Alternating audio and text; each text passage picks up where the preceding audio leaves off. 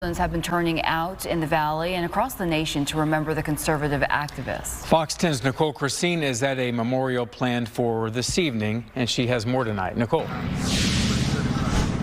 Hey, Brian and Ashley. Yeah, we are out here at Dillon's at the Wildlife World Zoo in Surprise. This is the gathering place for a group that is heading out to Morristown in the Wickenburg area and Morristown area to have a candlelight vigil and to have some speakers talk. But first they're gathering here, and you can see there are hundreds of people here between those who are gathered up front. There are people who are already coming in. Keep in mind that this is a restaurant parking lot, but it's connected to the Wildlife World Zoo, so it's a very large parking lot, and I would say it is, if not completely full, it is filling up very quickly, and people are only set to gather here at 5 o'clock. So people have been around for at least a half hour, 45 minutes, some of those early people, and they have just been getting in line. We've got some of these motorcycles that are set up.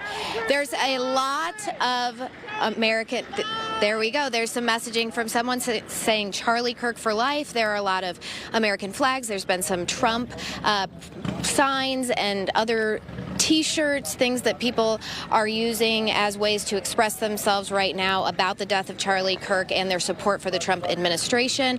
And we spoke to some of the organizers today just to get an idea of what they're hoping people will take away from this after all of the violence that we saw this week between the Charlie Kirk assassination and the violence in Charlotte, the violence in Colorado.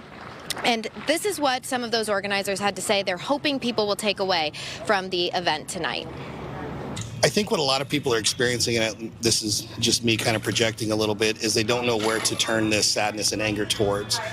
And I'm going to encourage everyone to turn that inward, to find grace, to not judge others unless you're going to judge yourself the same way. We just lost the voice of us, America, and we're going to continue the fight. And it's devastating what happened. And we're going to continue and fight, and we're going to carry that voice on. And there's a lot of Charlie Kirks out there right now. So, as I mentioned earlier, we're here in Surprise. They will be heading northwest toward Morristown tonight. They will be joining at a Dillon's there in the area. And look, it's going to be hundreds of people that are going to be out there tonight. There's going to be a candlelight vigil, as I mentioned, and speakers as well.